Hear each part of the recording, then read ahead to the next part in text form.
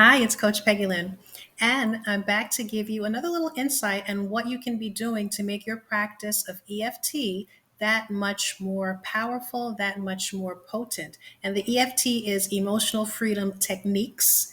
And one of the techniques that I've shared recently is the tabletop technique. Be sure to check out that video. And what I'm going to be sharing in this video is the tell the story technique. Now, have you ever heard that saying that you should not go from door to door telling your sob story? It may have, a different ring to it. It may have been said with other words, but basically the principle is there is little to no value in going from person to person and telling your sob story, talking about what's wrong with you, what's wrong with your spouse, what's wrong with your kids, what's wrong with your home, what's wrong with the world. There's no true value there. The value that I can see, and it's minimal, would be if something is just so triggering, you just have to release that steam. You got to get it out. So in that case, yes, you tell the story, then you just leave it there. But you may notice that many of us have habitual stories that we will tell on various subjects. And I gave a couple of examples just a few seconds ago. The problem with recounting the stories over and over again is that you're actually reinforcing the belief.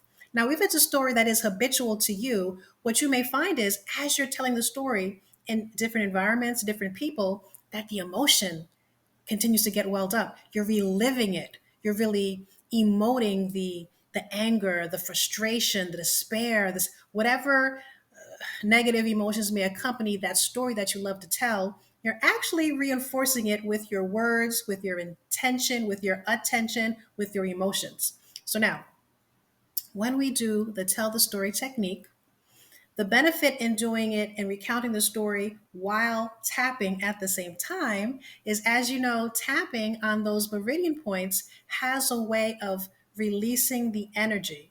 When we're telling the same story over and over again, we're actually stuck in a loop. We're stuck in a loop mentally and stuck in a loop energetically.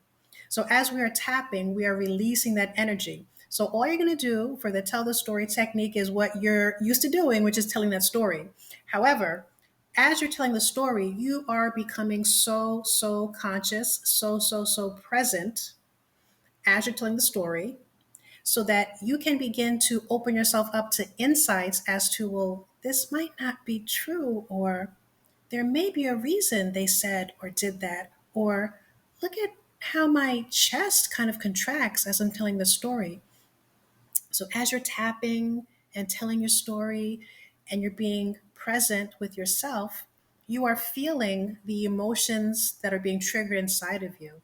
You're feeling them and you're beginning to let them go and tapping down the intensity of it. So that's really how the technique goes. You're telling the story out loud to yourself. If you have someone that you trust and has the capacity to receive what it is that you are saying to them, tap with someone else or tap with a professional.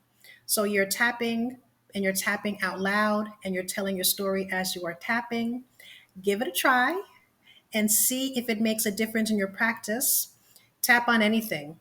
I would say think of something that really, sticks in your craw, something that really gets you riled up. Start there and measure. When I think about this particular issue, rate that on that SUD scale between 1 and 10. Rate it.